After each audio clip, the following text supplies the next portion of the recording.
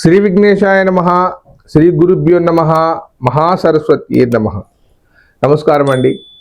అందరికీ శ్రీ పరాభవనామ సంవత్సర ఉగాది పర్వదిన శుభాకాంక్షలండి.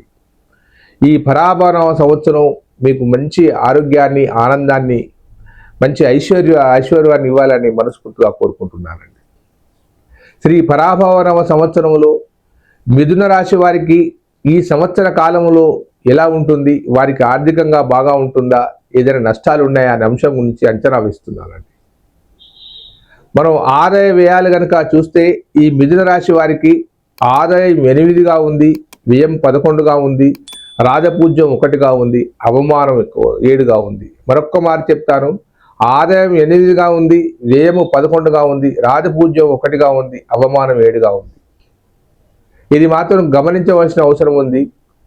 మిమ్మల్ని ఎవరైతే ఒకరు గౌరవిస్తే 7గురు అవమానపరుస్తారు. కాబట్టి జాగ్రత్తగా ఉండవలసిన అవసరం ఉంది. ఈ 2 విషయాలు. తర్వాత ఆదాయం 8గా ఉంది, ఖర్చు 11గా ఉంది. దాని గురించి చింతించవలసిన అవసరం లేదు. ఎందుకంటే ఖర్చు 11 ఉంది, కొంత మనకు అప్పు అవుతుందని మీరు బాధపడుతూ ఉంటారు. కానీ అది మంచి పనికే జరుగుతుంది. ఎందుకు జరుగుతుంది, ఎలా జరుగుతుందో అంశం గురించి చెప్తానండి. అప్పులు ఉంటే ఏం బాగా లేదండి. ఈ సంవత్సరం కాకుండా ఇంకో సంవత్సరం తీసుకోవచ్చు. కానీ అది మంచి పనికి ఉపయోగపడితే సంతోషం అది. ఇకపోతే మనకు ఉండే సంచారం వల్ల, గ్రహ సంచారం వల్ల ఏ గ్రహం మనకు అనుకూలంగా ఉందో ఒకసారి బేరీజ్ వేస్తాం. గురువు మే 25 వరకు 1వ స్థానంలో ఉంటున్నాడు. అంటే మనకు ఈ ఉగాది నుండి మే వరకు 1వ తారీఖు వరకు మీరు ఈ గురుబలంతో వివాహాలు కానీ అవి కానీ అన్నీ ఏవి జరగవండి. మీరు ఎంత ఎదురు చూసినా, ఎంత కష్టపడ్డా కానీ జరగవు. మీరు ఎన్ని ప్రయత్నాలు చేసినా జరగవు. గురుబలం లేకుంటే వివాహాలు కావు, నూతన గృహం కాదు, వ్యాపారాలు సరిగ్గా నడవు, ఆర్థిక వెసులుబాటు కూడా ఉండదు. మరి ఎప్పుడు కలిసి వస్తుంది? మే నుండి అక్టోబర్ 15 వరకు గురువు 2వ స్థానంలోకి సంచారం చేస్తాడు. మళ్ళీ ఒకసారి చెప్తాను, మే 1వ తారీఖు నుండి అక్టోబర్ 15 వరకు మీకు 2వ స్థానంలోకి వస్తాడు. 2వ స్థానంలో గురువు ఎప్పుడైతే వస్తుండో మీరు వివాహ యోగ్యతను కలిగి ఉంటారు. మీరు అనుకున్న సంబంధం వస్తుంది, మీరు అనుకున్న వ్యాపారం జరుగుతుంది, ఆర్థికంగా కూడా వెసులుబాటు జరుగుతుంది, మానసికమైన ప్రశాంతత ఏర్పడుతుంది, ఇంటిల్లిపాది ఆనందంగా ఉంటారు. మరి ఒక్కసారి చెప్తారు, మే 25 నుండి అక్టోబర్ 15 వరకు చాలా సమయం ఉంది. ఆ సమయాన్ని మీరు వృధా చేసుకోకుండా మీరు చక్కగా చేసుకోండి. తర్వాత ఫిబ్రవరి 14 వరకు, అక్టోబర్ నుంచి ఫిబ్రవరి 14 వరకు 3వ స్థానంలో ఉంటాడు. దానివల్ల ఉపయోగం లేదు, గురువు వల్ల లాభం జరిగేది ఏది లేదు. ఇక చివరిలో కొద్ది రోజులు 2వ స్థానానికి వస్తాడు. కానీ మేము ముఖ్యమైన గురుబలం ఉన్న, ఆర్థికంగా వెసులుబాటు కావాలనుకున్న సమయం ఏదంటే మే 25 నుంచి అక్టోబర్ 15 వరకు బ్రహ్మాండంగా ఉంటుంది. ఇకపోతే శని సంచారాన్ని కనుక గమనిస్తే శని 10వ స్థానంలో ఉన్నాడు.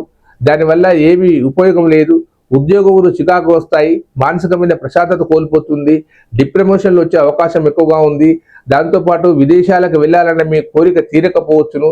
శని వల్ల కొద్దిగా ఇబ్బందిదాయకంగానే ఉంది. ఇక రాహు 9వ స్థానంలో ఉన్నాడు. భాగ్యాధిపతి అయిన రాహు 9వ స్థానంలో ఉండి మీ భాగ్యానికి అడ్డుపడుతూ ఉన్నాడు. మానసికమైన ప్రశాంతతను కోల్పోయేటట్టు చేస్తాడు. మిమ్మల్ని జూదాల వైపు కానీ, షేర్ మార్కెట్ వైపు కానీ, ఇతరాతర రంగాల వైపు కానీ తీసుకొని వెళ్ళి నష్టపరిచే అవకాశం ఉంది. కాబట్టి జాగ్రత్తగా ఉండవలసిన అవసరం ఎంతైనా ఉంది. ఇకపోతే మీకు బాగా లాభాన్ని చేకూర్చే గ్రహము ఈ సంవత్సర కాలంలో మీ వెన్నంటూ ఉండి తోడ్పడే గ్రహం ఏదైనా ఉందంటే అది కేతు గ్రహం అండి. అది 3వ స్థానంలో ఉంది. మానసికమైన ప్రశాంతతకు, భగవన్నామ సంకీర్తనకు, పుణ్యక్షేత్రాల దర్శనానికి, ఏదైనా కోర్టుకు సంబంధించిన వాద్యాలుంటే గెలిపించడానికి కేతు మీకు ఈ సంవత్సరం బ్రహ్మాండంగా ఉంటాడు. దాంతోపాటు మీ తల్లిదండ్రుల యొక్క కీర్తి ప్రతిష్టలు పెంచే అవకాశం ఎక్కువగా ఉంది. మీ తాతల తండ్రుల యొక్క స్థిరాస్తులు ఏవైనా ఉంటే మీకు దక్కే అవకాశం కూడా ఈ సంవత్సరం ఉంది.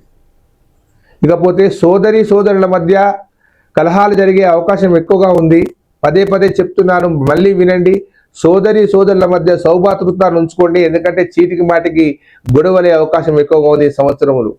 స్నేహితుల మధ్య అనురాగం చెడిపోయే అవకాశం ఉంది, జాగ్రత్తగా ఉండండి. మీకు ఒక గొప్ప విషయం చెప్పదలుచుకున్నాను. మే 25 నుండి అక్టోబర్ 25 వరకు మీ ఇంట్లో ఉండబడే మీ సంతానములు ఎవరో ఒకరు ఒక ఉన్నత స్థాయికి ఎదుగుతారు, మంచి ఉద్యోగాన్ని సంపాదించి మీకు ప్రశాంతమైన జీవితాన్ని కలిగింపజేస్తారు. ఇకపోతే వ్యాపారస్తులకు సూచిస్తున్నాను, మీ వ్యాపార రంగంలో ఏ విధమైన ఇబ్బందులు లేవు. కొంత శని వల్ల ఇబ్బంది జరిగినా కానీ అది ఒడిదుడుకులన్నీ తట్టుకుంటూ మీరు పైకి వెళ్తారు, ఆర్థికంగా కూడా బ్రహ్మాండంగా ఉంటారు.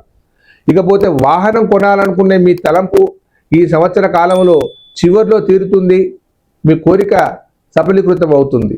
నూతనంగా గృహాలు నిర్మించాలనుకునే వారికి చెప్తున్నాను, మే 25 నుంచి అక్టోబర్ 15 వరకు మీ ప్రయత్నాలు చేయండి. మీ ప్రయత్నాల వల్ల ఫలితం వస్తుంది, గురుబలం ఉంది కాబట్టి. రాజకీయ నాయకులకు సూచిస్తున్నాను, రాజకీయ నాయకులు ఈ సంవత్సర కాలంలో మీరు అనుకున్న పనులు కావు, మీరు అనుకున్న స్థాయికి మీరు ఎదగలేరు.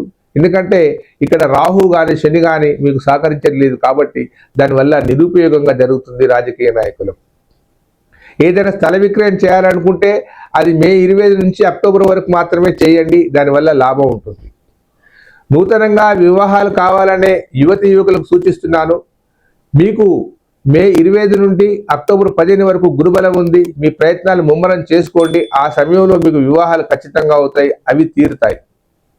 ఏది ఏమైనప్పటికీ ఈ పరాజిత నామ సంవత్సరంలో మిథున రాశి వారికి మిశ్రమ ఫలితాలే ఉన్నాయి, కానీ చెప్పుకోదగ్గ ఫలితాలు మాత్రం ఏవి లేవు. మీకు ఏదైనా జాతక సమస్యల గురించి మాట్లాడాలనుకుంటే కింది నెంబర్ ఫోన్ చేయండి, నేను మీకు సహకరిస్తాను.